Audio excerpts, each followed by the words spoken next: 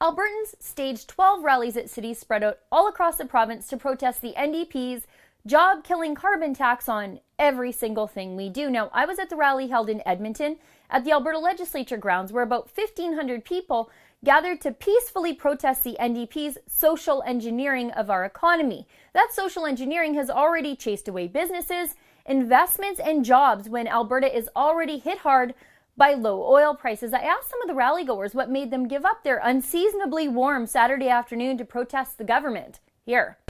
I'm very concerned about the impact the carbon tax will have on our households and our businesses in Alberta. Enough is finally enough.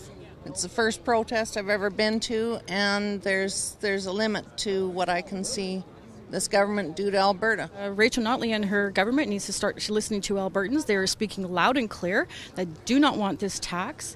Finning, for example, is just shut down in Red Deer, and 200 more jobs are lost. People are in dire straits in Alberta. We decided, even though my husband's in the field, we decided we were going to come and show that we were not very happy with this carbon tax that's coming through, and we weren't happy when the Bill 6 came through last year. I even found one mythical creature, the Alberta NDP voter. It was like finding out leprechauns were real. Here.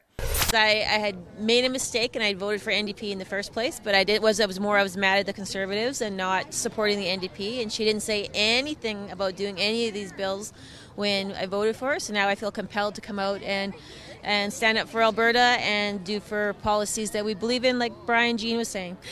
There were speeches by Edmonton Conservative MP Carrie Diot and Wild Rose leader Brian Jean about how they plan to fight back against two carbon taxes, the one from Trudeau and the one from Rachel Notley. There were also speeches by regular people affected by the mismanagement of the economic downturn by Rachel Notley. Now, I spoke to the rally organizer, Tracy Leidy, about the goal of the province-wide protests. Here.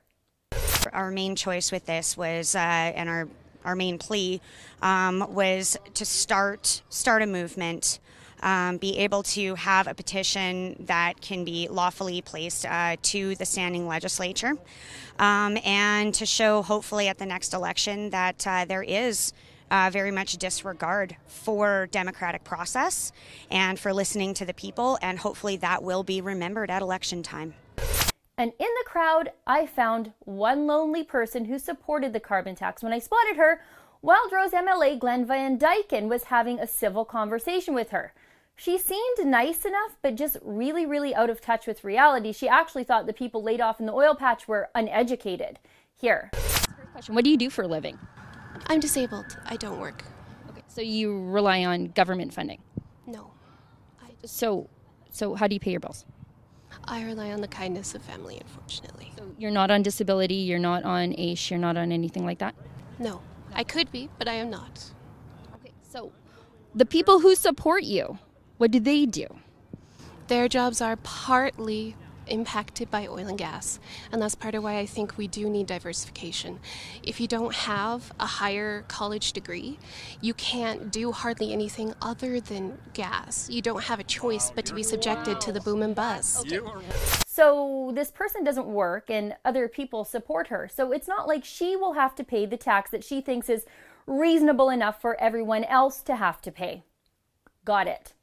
The NDP didn't campaign on a carbon tax. It wasn't in their election platform. They didn't mention it in the debates or at any election town halls. The NDP knew they couldn't advertise this tax before the election. No one would have ever voted for them. They misled Albertans. And that means the NDP have no mandate from Albertans to tax us this way. A full 2/3 of Albertans are opposed to the carbon tax. If the NDP think they truly have a mandate, if they are really so confident that Albertans agree with them, they'll take this new tax, which is really just a sales tax by another name, to a referendum like the rally organizers and the Wild Rose are asking for, and just let the people decide if they want this quasi-sales tax. For the Rebel.media, I'm Sheila Gunn-Reid. If you want to send Justin Trudeau a message that you won't stand for his job-killing carbon tax on everything, go to stopthecarbontax.com and sign our petition.